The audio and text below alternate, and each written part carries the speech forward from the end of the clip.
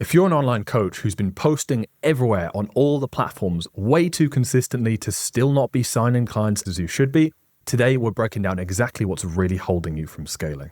Hello, my name is Anthony Waneri. I'm Tygo O'Shea. Over the last 3 years, we've generated over $1 million with our coaching business. We help online coaches build authentic personal brands through 15-minute solo podcasts that allows them to attract dream clients into their business without posting on social media. So in this episode, you'll discover why being everywhere is the number one reason most online coaches are stuck in feast or famine. The counterintuitive truth why being and posting consistently on every platform is a failing strategy. And finally, the not so obvious way that fear of failure is secretly sabotaging your ability to get clients consistently. There's a lot of coaches out there who have their, let's call it their social media stack. So you know how someone might have their gym stack, they've got the protein, the whey protein, the creatine, BCAAs, you get the general gist. Yeah. Online coaches have the exact same thing, but for social media.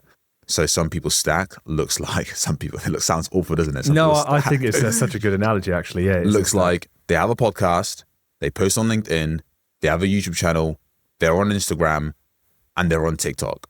And they're posting across all of these different platforms. And the rest. There's a couple of niche dependent ones as well, depending, what you help people coach. Now, the goal here is to be omnipresent, meaning post on all these different channels and increase the amount of reach you have. They want to increase the reach so they get more engagement, more views, ultimately so they reach more of the ideal clients. And this comes from the advice given around this online, which is what you just said: be everywhere, be omnipresent, repurpose content to the absolute maximum. But I think, just getting straight to the point here, what most online coaches who don't want $1 million a month business, they just want more freedom in their life. What they don't realize is that advice is geared for people who are scaling to the moon, right? Yeah, who are, world domination. Like the Alex Hormozis of the world, right? And don't get me wrong, I think there's a time and a place for the Alex Hormozi. Yeah, we personally respect Alex. I think what he's done in online space is massive. But we're not talking about people who are trying to build billion-dollar companies. No. We're talking about online coaches who have expertise in a specific niche, who want a handful of clients where they can have more freedom to travel, to spend time with their kids, to not have to work maybe a part-time job, but to be able to do what they love full-time. So what does this mismatch do when online coaches who want what you've described are taking the advice that's really prescribed for people trying to go way more manic with their business than that? What does that lead to for the online coach? I think it leads to, number one, they're not getting the result that they want. So most of the time when you speak to these online coaches, you're like, I'm posting on 5 different platforms, which sounds like, you're doing a lot, but how is the business doing? How many clients did you land last month? How much money did you make last month? How many leads booked into your calendar? Oftentimes it's very low. They're like, none last month. The month before that, 1 or 2. Did you close them? No. One before that, I'm relying on referrals. The reason why I bring this up is because a lot of the times is that, right? They're posting everywhere, but they're not getting the promised results. They're just not getting the results at all. They're not signing clients consistently, and they're barely even gaining traction on any one of these platforms. Now, the question that comes to my mind is, if they've been doing this for several months, if not years, and they're not getting results, why is it that so many online coaches do try to be everywhere? The advice of be everywhere is the loudest advice on the internet. That doesn't mean it's right. I mean, we don't think it's the right advice for the achieving the goals that we just spoke about. But most people just follow that advice kind of blindly because it's just the main path. And a lot of people haven't thought, like, is this actually the path for my goal? Is this the most sensible and effective path to reach my goals, rather than am I just doing this because it just seems like the obvious step here? Thankfully for us, we realized years ago that there's much smarter ways of doing this, and we realized that was born out of seeing the be everywhere strategy doesn't work at the levels. When we were just getting started back in 2020, 2021, early 2022, and we were working with online coaches with podcasts to grow and eventually turn their listeners into customers. And a lot of the time we were doing that for free because we're trying out different strategies, right? It was like just trying spin mad scientists basically with the things that we tried. And like you say, we realized that the old way was broken because people were just not not only not getting the results, but also just not even having the bandwidth left over to pinpoint like which channels were outperforming which ones. Like it was just a whole load of confusion. Exactly. Yeah. And so for us, of course, we then took it upon ourselves to dig deep and just do some reverse engineering of those that had managed to really go big on social media. So people that, the bigger figures, right? Do you remember any of the people we looked into? This is going to sound hilarious. I remember thinking about like Logan Paul or like, again, for me, KSI, some of these figures that have now like, these aren't online coaches necessarily, but these are like media figures within the online space, specifically obviously YouTube. Yeah. We have these people who seem to be everywhere on all these different platforms dominating. And a trend that we kept on seeing, for example, even Alex Hormozi, the trend that we consistently saw was like, they just picked one platform to begin with, dominated that one platform.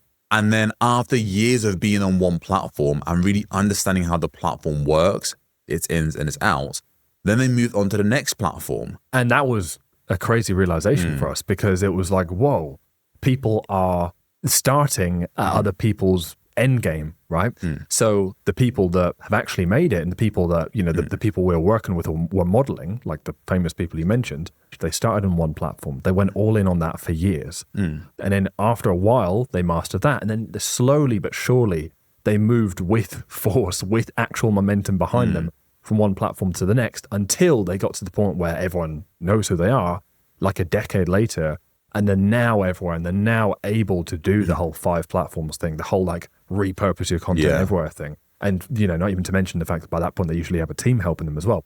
Compare that to the average online coach trying to build a presence online from zero, instead of doing the same thing and taking the long road to get there. They're just starting at the end game of like trying to just master all platforms at once is never going to work, right? No, it's not. And you know what's crazy? Like, it's going to sound really weird. I felt a bit somber. Because I've probably connected with a lot of our clients in the past who get to a spot where they see people at the top who are everywhere. They misread that data thinking, oh, well, I need to be everywhere. And then even though they're an expert at what they do, they then spend the next 2 years trying to be everywhere straight away. And they inevitably fail, because that's impossible. There's a reason why these authority figures started on one platform, dominated, and then over decades, spread themselves out with a team and with the right infrastructure. But if you're just like an online coach who just wants to build an authentic personal brand, the idea that you've bought into the lie that you need to be everywhere, working super hard, spreading yourself thin, being overwhelmed, know you're an actual expert, and then you're not getting the results, and you're confused why you're not getting the results because you've been working hard trying to be everywhere, but the client flow isn't coming. That sucks, to be honest. And I think obviously we joke and we laugh at it, right? Because it seems ridiculous to us because we have that insight. But if you look at it from the online coach living day to day to day, you don't need to make it that hard for yourself. Absolutely not. And that's a frustrating part, right? We're clear on that by 2021. 100%. Go back to it.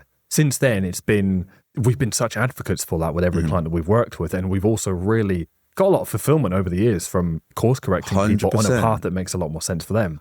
But here's the thing, right? It's now 2026. That was groundbreaking for us back then. It's been groundbreaking for a lot of people we helped since. And I have confidence that for some people listening right now, that is just... Well, I focus on one channel. That is an insight that can change the course of how this year goes, right? Yeah. But I'm also aware that isn't like super classified information the way it maybe was a few years ago. What, we're not the first people. We're not the first people that are saying this now. Yeah. We won't be the last either. So I also know a lot of people listening right now will already be aware of that. Like the idea, and also, we were just learning about the principles behind focus as well. Like, and that comes down to that. So for people that already kind of know that makes sense, but still don't find themselves doing it, that's maybe a more interesting thing to dive into, right? 100%. I think that there are a lot of people out there who are aware that they should just pick one platforms, but they don't do it. Like, why is that? And it's crazy, right? Because we've seen the experience of our clients and the result that they get when they go from posting on Instagram, LinkedIn, having a podcast, to us just saying, hey, you don't need to post on social media. You'll grow a bigger audience. You'll grow way faster and you'll make more money. But for most people, the idea of dropping, and as a reaction we often get from our clients, which is like almost this frenzy of like, oh, I couldn't possibly drop LinkedIn and Instagram. I won't be seen. Like, surely I'm better off just posting on those platforms anyway. I need to make sure I can get as much reach as possible. That is the typical reaction we get. And I was like, well, what's behind that? Because you're taking all these actions, you're being everywhere, you're working super hard, but you're not being paid consistently. So clearly something's not working. And the reason it's not working is because you're spreading yourself thin, trying to be everywhere, trying to compete with the big dog when they started by picking one. But still, why is it so difficult to let the rest of these platforms loose and just pick one? And I think, to be honest with you, I think it comes down to fear. Like fear of actually going all in on one platform, giving that your all, and placing your bets, putting all of your eggs in one basket. Whenever I found myself in a situation where I was scared to let go of things in our business, or I was trying to add other channels to the business or even other business ideas, it would always come down to fear. And I remember there was one time after I had a crazy gym workout. It was an intense leg session. Yeah. I was driving home after Is that where your gym stack? That's it, yeah. I was driving home after dropping off my girlfriend, and I just had a flurry of thoughts, a flurry of ideas of different business models, even though I was currently working on our business, which is strange. Like, why am I having these different ideas? We're already doing it channels? full time at that point as well, right? Yeah. Yeah. And then I was like, well, why am I having these thoughts, trying to be distracted, trying to add more and more and more to my plate?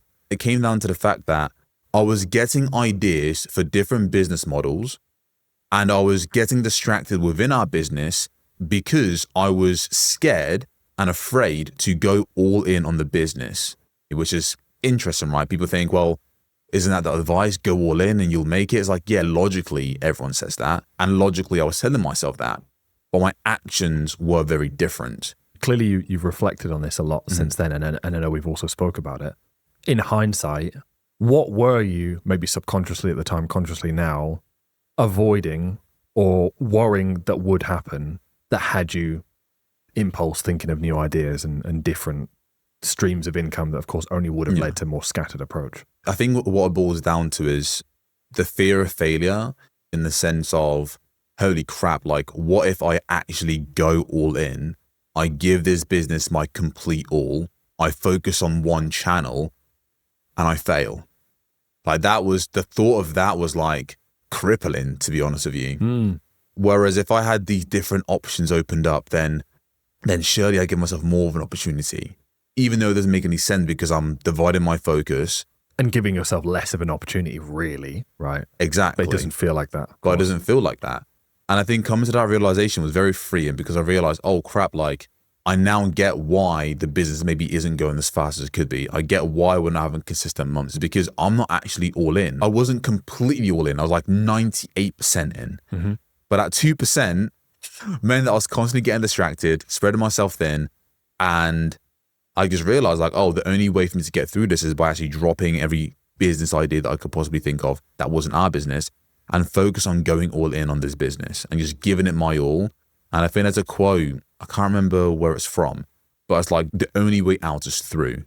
Meaning, if you want to get over your fears, the only way to get over your fears is to go through them. If you want to get over being scared of spiders, you have to get in a room with spiders and get comfortable being with spiders. You have to go through it. Yeah. You don't overcome your fear by never going near spiders and avoiding them your whole life. No, you have to go through that. So for me and for us, it was the thing we're most scared of is going all in on the business. Therefore, for me to overcome that fear, I have to go all in 100%, not 99%, not 98%, 100% in on the business. What does that mean for people listening right now about the situation they're in compared to where they want to go with their coaching business? If you're in a spot right now where you're trying to do everything and be in every platform, to me, that's a symptom of you actually being scared to go all in on one platform. It's a symptom of scarcity. Yeah.